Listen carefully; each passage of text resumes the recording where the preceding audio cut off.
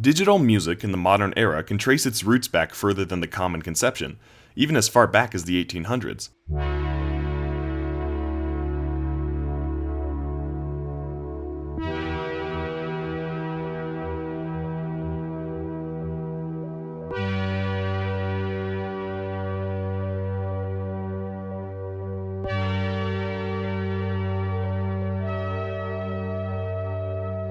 This has been a constantly evolving field for well over 100 years and made contributions in fields well outside of music, helping find different use cases and broadening the horizons of previously discovered technologies such as electricity. This includes things like speakers and microphones for hearing the music played and recording it in the first place.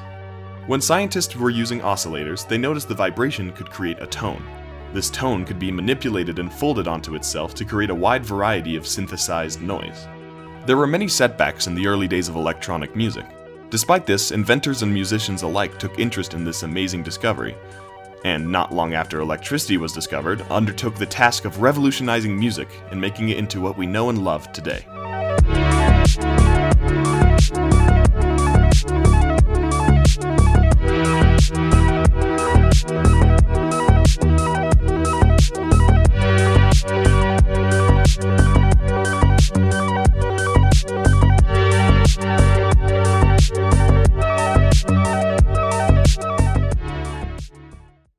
Synthesizers in electronic music are older than the common conception. The first electronic piano was made in 1753, known as the Golden Dionysus, by an inventor named 𝐒𝐘𝐍𝐓𝐇𝐒 Prokop-Device. This instrument was classified as a clavichord, which is a stringed instrument that is upright in which the string is struck, not plucked. The clavichord, with some 790 strings, could play a wide variety of tonal voices, and was known to mimic many different instruments. This is the first known instance of an electronic musical device, and was well ahead of its time. The next advancement in electronic music came in 1896, the electronic organ known as the teleharmonium.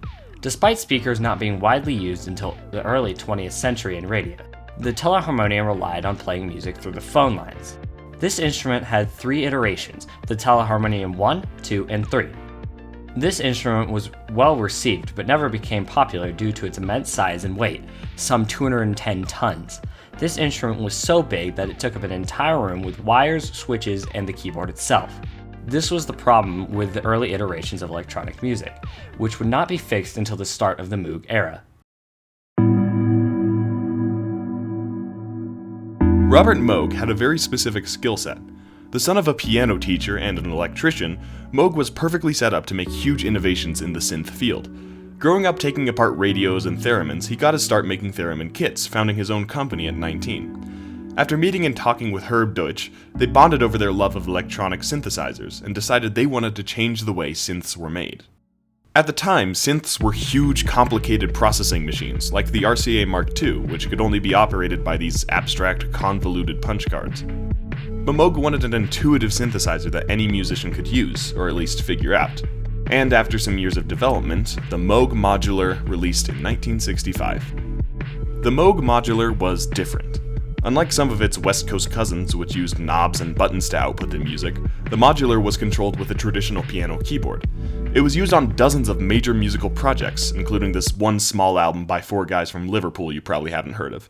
But more importantly, Wendy Carlos, a synthesizer enthusiast, composer, and transgender woman, got her hands on one and recorded synthesized versions of classical pieces by Johann Bach on her album Switched on Bach in 1968. This hit number 10 on the Billboard Top 100 Albums chart and really showed the potential of the device. Wendy Carlos also ended up doing the soundtracks for The Shining and Tron, by the way. With the moderate success of the Modular, Moog knew they needed to keep going.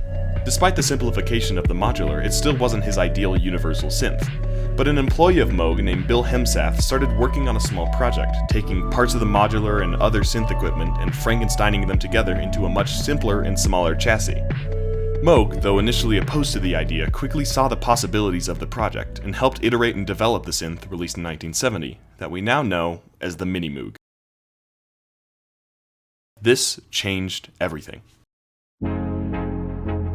The The Mini Moog was compact, intuitive, and compared to similar instruments of the time, affordable. Any piano player could pick it up and create new and personalized sounds within minutes. There weren't large wires across the interface, there were simple labeled knobs and buttons. There wasn't a unique speaker setup, there was an aux output. This thing wasn't a machine, it was an instrument. A Mini Moog became an essential part of any studio or live set. You could recreate instruments you don't have for performances, or experiment and find new sounds you've never tried. So many artists began using the sounds of the synth it became unavoidable. And Moog knew it too, running this iconic black and white advertisement completely void of branding, with a silhouetted Mini Moog and the text, "You know what this is, because you hear it everywhere."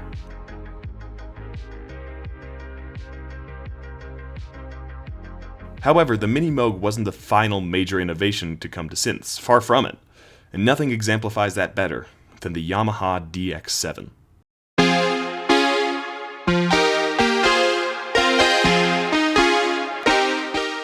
The synthesizers up to this point were analog, as in the sound was physically being made by the synth. However, with the innovation of microprocessors, so much more could be packed into a much smaller package. Because of this, synths could be made that created the sounds with ones and zeros instead of oversized oscillators. This meant synths could be much smaller and cheaper, which led to the DX7. The DX7 was polarizing. Some enthusiasts praised the synth for its accessibility and capabilities, while others disapproved of its more tinny, non-genuine sound. This didn't stop it from selling incredibly well, however. Unlike instruments like the Mini Moog, the DX7 came with preset sounds that you could use right out of the box, making it perfect for touring musicians or amateur pianists that couldn't afford a traditional piano. Unfortunately, this was a double-edged sword. Most users never changed the presets that came with the keyboard, or didn't even know that you could change them. Many saw this as the beginning of the transition from creative electronic sounds to generic stereotypical presets in popular music. Unfortunately, as with any boom in popularity, the explosion of synth music had many fans, but also stirred up something else.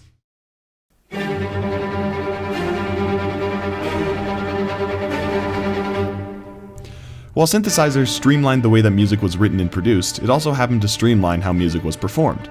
Specifically, Barry Manilow went on tour with a team of synth players instead of the orchestra that he had used for previous tours in 1982. The orchestra wasn't exactly happy about that. This story turned the heads of the Musicians Union, a large committee of artists protecting the jobs of musicians, which voted to outright ban synthesizers to prevent strings players from losing their jobs. And just to rub it in, this was put in effect on Robert Moog's birthday. Bob Dylan famously showed his disdain for synths in a Rolling Stones interview, saying, "It's just a bunch of machines playing, it's not real music." In response to the ruling of the Musicians Union, some synth enthusiasts decided to form a rival group called the Union of Sound Synthesists. Thankfully, by 1997, the Musicians Union saw the error of their ways and revoked their previous ban. Musician Herbie Hancock summarized what most people realized by then in an NPR interview that same year. "It's not a tool. It's the artist using that tool that creates the art." Since then, music has only gotten more and more advanced with these innovations. In the current era of music, electronic instruments, filters, and augmentations are impossible to avoid. With digital audio workstations being used more and more throughout the late 90s, more advancement and innovation was inevitable. The Auto-Tune plugin was developed in 1996 as a way to digitally alter the notes of a singer's voice. Popularized by artists like Cher and T-Pain, the effect was reminiscent of vocoders or talkboxes that had been used for many years, but the Auto-Tune quickly outgrew its roots and became one of the most used voice effects in all of music for the past 2 decades. Some criticize Auto-Tune as cheating or taking the personality out of the music. Others, however, including me, think that it's simply an aesthetic choice, like the talkbox, not a crutch for overly pitchy vocalists. Even T-Pain called it turning my voice into a saxophone. Every chart topper released today has some form of synthesized or digital augmentation attached to it, and so much of that is due to the innovations of people like Robert Moog and Wendy Carlos. Whether it be using scientific equipment to make new sounds or starting an entirely new union of musicians out of spite, these artists kept striving to create something new, no matter what.